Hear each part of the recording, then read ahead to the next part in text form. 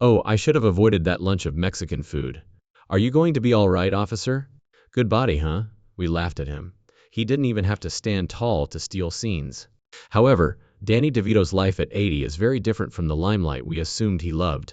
There is a darker, more subdued side to the witty banter and iconic roles. Even DeVito's biggest followers could be surprised by his reality, which includes odd late-night activities and a decision that has been concealed for years.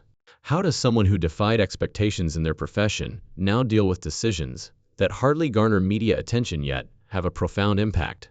And what is the one thing that few people have even noticed that he has been doing for decades? This story takes you in a direction you probably didn't anticipate, so stay tuned. Rejection's emotional toll. The beginning of Danny DeVito's life was marked by doubt rather than jubilation. Danny was an unexpected addition to a family that was already struggling. She was born in 1944 to Julia DeVito, a 40-year-old mother who was already parenting two adolescent daughters. Years later, Julia would openly acknowledge something that many kids never hear, much less comprehend. "He wasn't what I wanted." She took pride in his achievements after that. But the harm from that initial rejection had already been done. A child's entire world is shaped by the emotional foundation that their parents' love or lack thereof lays. It sowed in DeVito the seeds of profound insecurity, as well as a silent, unwavering drive to succeed. DeVito never feigned sympathy by dramatizing the effects of being unwelcome, but the scars from that injury persisted throughout his life. Friends and coworkers observed that he frequently went above and beyond what was necessary in relationships and at work in an attempt to get favor. He has alluded in interviews to constantly keeping an eye on the room and needing to make people laugh or feel at ease. In a home where emotional warmth wasn't certain, a survival instinct might have evolved. He retained the echoes of those early uncertainties with him, even as he achieved success. Am I sufficient? Do I fit in? His will to stand out and be seen stemmed from a childhood in which he occasionally felt invisible, not from ego. Rejection did not, however, break him. It strengthened his determination. Due in part to the emotional climate at home, DeVito persuaded his parents to allow him to depart for Catholic boarding school when he was 14 years old. That level of freedom at such a young age demonstrates not only desire, but also the pressing need for personal space to define oneself. DeVito focused his energies on discipline and escape, while others in his area perished from violence or illegal drugs. He may have believed that he had nothing to lose and everything to gain by battling for his position, because he was the one who was not desired. It's worthwhile to pose the inquiry. Was his empathy for misfits, outsiders, and underdogs, the types of characters he would go on to portray, so brilliantly heightened by that first lack of maternal warmth? Perhaps. It's evident that DeVito had to fend for himself and find love without a map from the beginning. He turned his suffering into humor, performance, and a resolute sense of self rather than bitterness. Adversity is not where his narrative starts. It starts with a gap that he gradually and independently filled. Another war, this time inside his own body, was already beginning to take shape, just as you thought the storm had passed. Danny DeVito's father, who lived among monsters, was a contradictory man who was kind during the day and terrifying at night. Daniel Sr., who owned a confectionery in Asbury Park, was well known in the community for being kind and amiable. But every night when alcohol took over, that picture was destroyed. Danny's father battled drinking, which made him unpredictable and even aggressive. According to several reports, the abrupt hush that frequently preceded an outburst, the sound of a bottle being opened, and the change in footsteps were all indicators that young Danny had learned to read. Danny was afraid of the man who tucked him in, while other children were afraid of the creatures beneath their beds. At home, the atmosphere grew more unstable. The DeVito household was said to have received at least 17 police calls between 1950 and 1955. Before Danny was even a teenager, that was more than 3 times a year. Danny was learning how to hide at a time when most children are learning how to play baseball or ride bikes. Sometimes with neighbors, sometimes in closets. Avoiding injury wasn't the only goal here. It was a matter of survival. There was a question every night that no child should have to ask. Would it be quiet tonight? Would the house become a battleground instead? Danny learned more than just how to be vigilant by living under such surroundings. His emotional wiring was shaped by it. As an adult, he developed into a person who was always aware of his surroundings and prepared to ease tension. Even in tumultuous situations, he is incredibly perceptive, according to friends and collaborators. It's possible that years of growing up in a house where peace may break at any time contributed to some of that knowledge. Was that same alertness what enabled him to survive Hollywood's frequently harsh unpredictability? It is feasible. It may be easier to adjust to casting directors and industry politics if you learn how to live in a household like that. Danny has been candid about his father's drinking, but he has also shown mixed emotions. Later interviews revealed that he still missed his father, whom he described as a kind man when sober. DeVito has frequently portrayed complex, morally ambiguous individuals, which may be explained by this complexity loving someone who also did pain. He was aware of the depths of feeling, and Danny made a different decision for himself in spite of everything. He maintained his sobriety, established dependable connections, and even started a program to assist children from abusive households. It seems as though he took the disorder in which he grew up and used it as a model to break rather than replicate. He concealed the secret pain for decades. The joke has frequently made fun of Danny DeVito's diminutive size. However, most people are unaware that his height is caused by a severe and uncommon hereditary illness. Multiple epithelial dysplasia is another name for Fairbanks disease. In addition to causing a markedly reduced height, this illness impairs the formation and development of bones, particularly around the joints. DeVito is only 4'4", yet suffers from persistent, occasionally incapacitating discomfort. DeVito had joint pain from an early age, and as he grew older, the agony only became worse. According to reports, he experienced everyday pain levels ranging from 6 to 8 out of 10 during his 20s and 30s, a reality he concealed from the public for many years. DeVito persisted in pushing his body on set in spite of ongoing agony. Even during physically taxing performances, such as in One Flew Over the Cuckoo's Nest, he repeatedly collapsed because he insisted on performing his own stunts. He minimized the events at the time, attributing them to the excitement of the performance rather than any physical constraints. In order to prevent becoming dependent on painkillers, he discreetly declined and chose to suffer. In hindsight, it is evident that he made substantial compromises to preserve his reputation, as well as to continue working in a field that frequently considers obvious weakness to be a liability. Recognizing a chronic illness was considered dangerous and maybe career-ending in Hollywood, where appearances are more important than anything else. He was under genuine pressure to change the way he looked. Agents and studios that offered surgery, such as bone lengthening and cosmetic face modifications, approached DeVito over the years. He was even offered what would today be close to $1 million by one producer to have his appearance normalized. DeVito declined. He allegedly burnt one of those contracts in a beach bonfire as a symbolic gesture of defiance. He had a straightforward yet effective philosophy. Being a better version of himself is preferable to being a worse version of someone else. Even though he lost several roles as a result of that position, he gained integrity and later respect for it. DeVito didn't start talking candidly about his illness until he was well into his 70s. He had already been secretly sponsoring medical research and patient care for decades, working behind the scenes to aid others with similar diseases. He has moved from silence to advocacy in recent years, questioning why those who don't fit a specific physical stereotype are still ignored by Hollywood. A more complete picture of an actor who overcame adversity and who never sought sympathy, only comprehending the glamorous detour, becomes apparent as more people become aware of his battle with Fairbanks disease. Danny DeVito's career took an unexpected and pleasantly glamorous turn before he became a household star in television and movies. DeVito chose to become a beautician as a young adult, a decision that at first was motivated more by practical considerations than by ambition. After enrolling in a beauty school and completing more than 1,500 hours of training, he placed second in his class upon graduation. DeVito started working at the Curl Up and Dye Salon in New Jersey, which was run by his sister Angela. What began as a means of subsistence soon gave way to an artistic side that few people today associate with him. Not only was he talented, but he also received accolades for his inventive styles, including one he called the Neptune Twist, and was scheduled months in advance.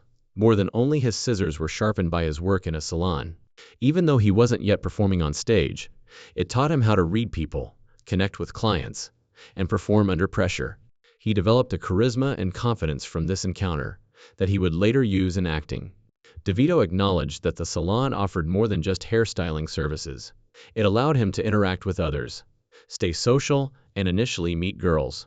However, it also provided him with a visual, hands-on platform to develop his ideas. It's interesting to note that he had a new opportunity while getting a haircut. The husband of a client, who was also a theatrical producer, recommended that he try out for a play. The seed was sown at that very moment.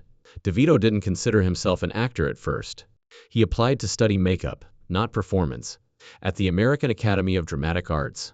However, something snapped when the school requested that he read a monologue as part of the application process.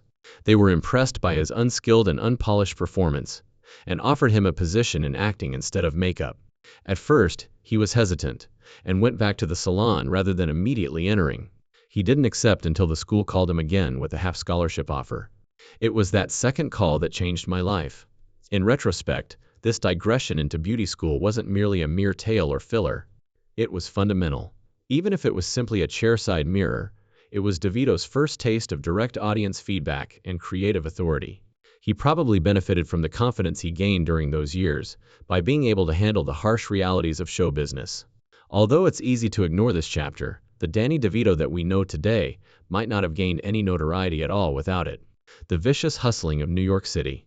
Danny DeVito wasn't the seasoned actor and producer he is now when he first moved to New York City at the age of 19.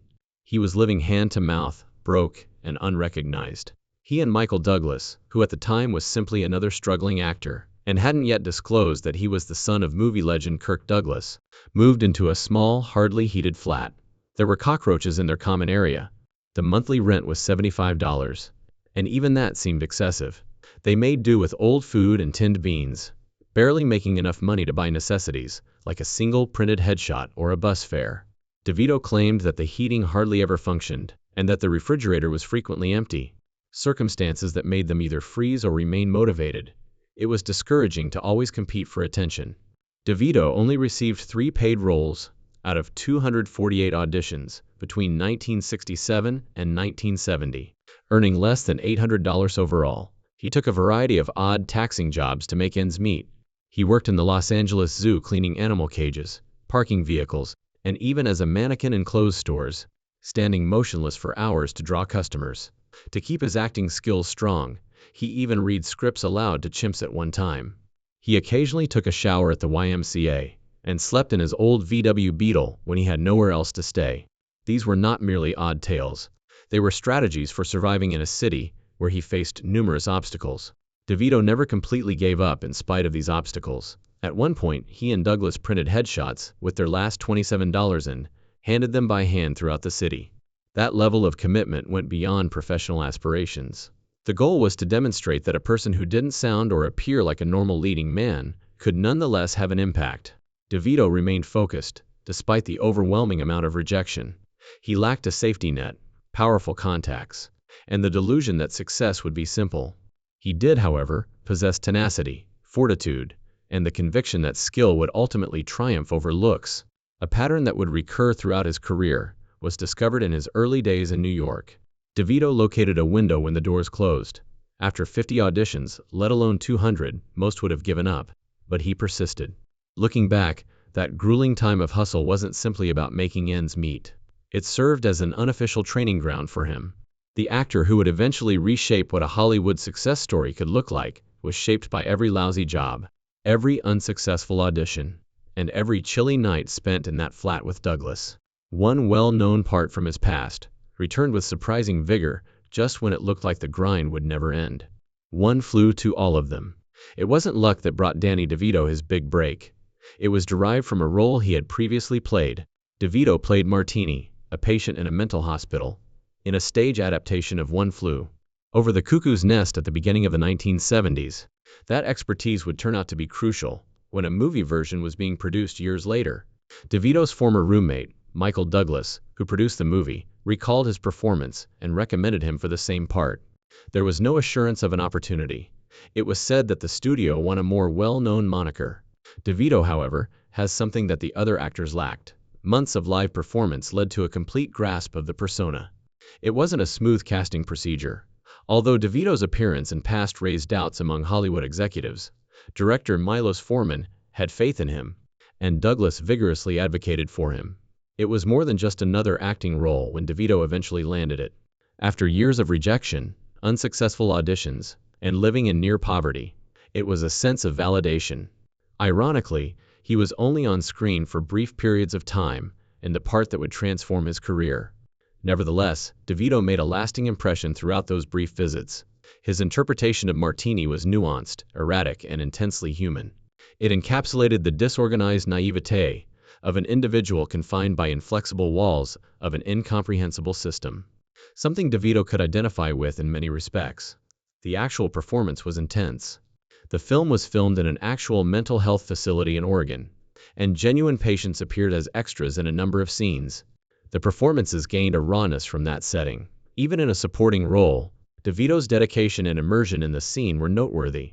Despite the difficult circumstances, he didn't gripe about them. Additionally, enduring lengthy hours on set was no easy feat for someone who is still dealing with ongoing physical agony as a result of his bone disease. Many have theorized that his ability to infuse the character with subtle tension and sensitivity was a direct result of his own life, including his early years, physical difficulties, and years of adversity. It is impossible to overestimate one flew over the cuckoo's nest's influence on DeVito's career. The movie thrust almost everyone involved into the forefront of the business, and took home 5 major Academy Awards, including Best Picture. DeVito's performance at the Oscars garnered attention, even though he didn't get any individual accolade. That role demonstrated his belonging in the room and did more than just open doors. He finally got what he had always desired after years of being told he was too short, too odd, or too weird. Evidence that his talent was the most important factor. He became famous because of the underdog sitcom. Few people, least of all Danny DeVito, anticipated Taxi's rise to prominence when it debuted in 1978. Making the switch from film to television at the time was viewed as a step down, particularly for someone who had just released a critically acclaimed film like One Flew Over the Cuckoo's Nest. It was even discouraged by DeVito's own agency. However, DeVito found something appealing in the script, especially in the portrayal of Louis De Palma, the Sunshine Cab Company's harsh and dubious dispatcher. Louis's dark humor and unrepentant harshness drew him in. DeVito shocked everyone in the room with his 7-minute monologue during his audition, rather than just reciting the lines. According to reports, ABC officials were initially apprehensive about casting him, because they believed that his little size would not appeal to viewers. However, co-creator James L. Brooks was adamant on getting DeVito on board, even threatening to quit the project if he didn't. It soon became evident after the show's premiere that Louis De Palma was more than just a supporting role. He became well known. DeVito added a degree of timing, passion, and intensity to the performance that went well beyond what was scripted. Even though Louis was boisterous, uncivilized, and frequently cruel, audiences found his mayhem oddly charming. Letters poured in, expressing gratitude rather than grievances. Because DeVito's performance wasn't wholly staged, it was incredibly incisive. Before every tape, he reportedly sat by himself and made a mental list of everyone who had rejected or undervalued him, in order to get into character. Rather than festering, that animosity turned into gasoline. It was reflected in the character's scathing animosity and witty humor. Louis De Palma had become well known by the conclusion of the first season of Taxis. Each week, and DeVito was getting thousands of adoring messages. He won an Emmy and a Golden Globe for the part in less than 2 years. After initially doubting the character's likability, critics quickly realized DeVito had changed the definition of what an anti-hero on television could be. DeVito declined offers from other networks, including one that would have paid him more than 10 times his Taxi salary. He put the cast and the plot ahead of money. By the time Taxi ended in 1983, DeVito was no longer viewed as a danger or a strange person. In his own right, he was a star. Not only was his portrayal of Louis De Palma entertaining, it questioned the norms of television humor. Taxi was, in many respects, the first significant platform that gave DeVito the freedom to be who he truly was. Audacious, unorthodox, and unforgettable. Establishing an off-screen life. A unique blend of creative risk-taking and personal loyalty has characterized Danny DeVito's off-screen life, particularly during his lengthy collaboration with Rhea Perlman. After meeting at a theater performance in 1971, the two fell in love right away. After getting married in 1982, they spent decades as romantic and professional partners. Even though their relationship had its share of difficulties, their constant respect and cooperation stood out. They collaborated on several films, most notably Matilda, in which they also co-produced and co-directed. Their bond was rooted not just in love, but in shared artistic ambition and a desire to tell stories that mattered. In 1992, DeVito co-founded Jersey Films. Unlike many actors turned producers who focused on safe commercial bets, DeVito backed bold, unconventional stories. Jersey Films was behind Pulp Fiction, Aaron Brockovich, Gattaca, and Man on the Moon. All movies that took risks with tone, structure, or subject matter. The company proved that DeVito wasn't just a capable actor. He was a savvy tastemaker who understood both character-driven storytelling and mass appeal. Interestingly, he often chose not to appear in the films he produced, content to let others take the spotlight while he worked behind the scenes.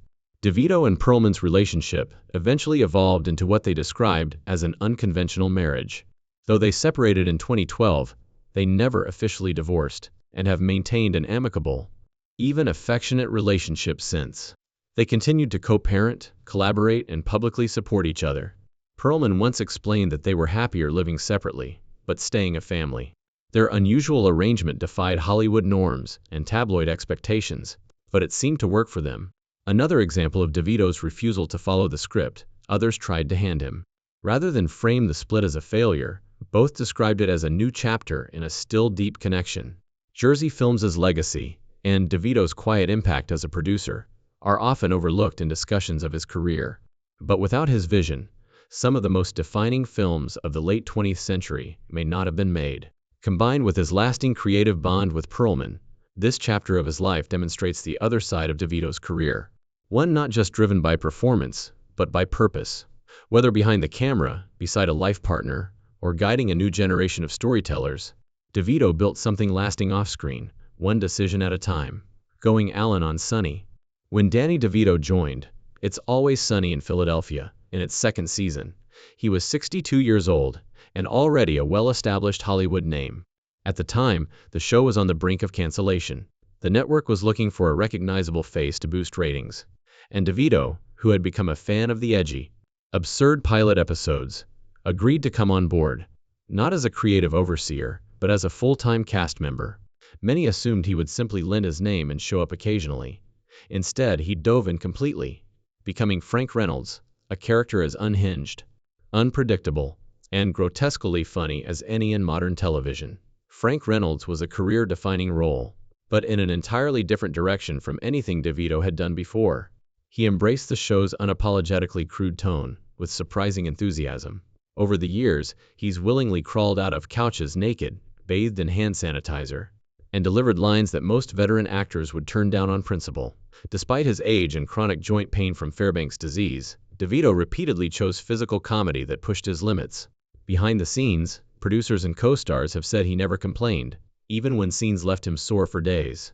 For DeVito, the discomfort was worth the creative freedom. His role on Sunny also helped reshape his public image. For younger audiences, Frank Reynolds, not Louis De Palma or Martini, became their first introduction to Danny DeVito. In an era where aging actors often fade into dignified cameo roles, DeVito did the opposite. He leaned into chaos, embracing the grotesque and the absurd without any hint of vanity. This willingness to appear ridiculous earned him new generations of fans who admired his fearlessness and commitment to the bit. Frank wasn't just a character. He became a symbol of comedic fearlessness, a man past caring what others think, but still razor-sharp in timing and intent. More than just a revival of relevance, Sunny offered DeVito a second peek in his career, one he clearly enjoyed. Cast and crew often describe him as the most prepared and professional on set, even after nearly 2 decades on the show. Some speculate that his choice to stay involved season after season has as much to do with fun as with a deeper loyalty to outsider art. After decades of carving space for unconventional voices, DeVito may have found It's Always Sunny, the perfect late career match. A series as defiantly weird and resilient as he's always been. Even behind the chaos and comedy, there was a quiet mission unfolding, one few noticed but many have benefited from pain to purpose. Danny DeVito's public persona may be built on comedy, but behind the scenes, he has long channeled his personal pain into meaningful acts of care, often without seeking recognition. One of the most significant examples is his quiet financial support of medical research related to Fairbanks disease, the rare bone disorder he himself has lived with since childhood. Though he rarely discusses it publicly, several researchers and nonprofit staff have confirmed that DeVito has donated millions over the years, funding genetic studies, treatment programs, and mobility assistance efforts for decades. He asked that these contributions remain anonymous. Only recently have some of these efforts come to light as beneficiaries began to share how his support changed lives. DeVito's involvement in these causes goes beyond writing checks. He has reportedly helped organize annual fundraisers, met with families affected by skeletal dysplasia, and consulted with doctors on how to make care more accessible. What's striking is how consistent this effort has been. Rather than waiting until the end of his career to give back, he has steadily funded projects throughout his professional life, often in parallel with the periods of his greatest success. Some have speculated that this long-term commitment stems from years of feeling invisible in the industry and in childhood. In helping others with similar conditions, DeVito may have been creating the kind of support network he never had. Beyond philanthropy, DeVito has also taken an active role in mentoring young actors and filmmakers, particularly those who don't fit the conventional Hollywood mold. He's worked with numerous up-and-comers through his production companies, and has encouraged casting decisions that challenge industry standards. His own children, some of whom have entered the arts, have described him not as a pushy parent, but as a consistent guide, one who emphasizes craft, discipline, and authenticity over fame. In a business where legacies often revolve around box office numbers, DeVito seems more concerned with helping the next generation find their own voice, even if it's far from the mainstream. Perhaps one of DeVito's most lasting impacts is how he's used his platform to subtly shift the public conversation around disability, body image, and representation. Without lecturing or centering himself, he's embodied an alternative model of success, one that doesn't rely on conventional beauty, height, or glamour. Whether through his roles, his humor, or his philanthropic work, he's made space for people who rarely see themselves reflected on screen.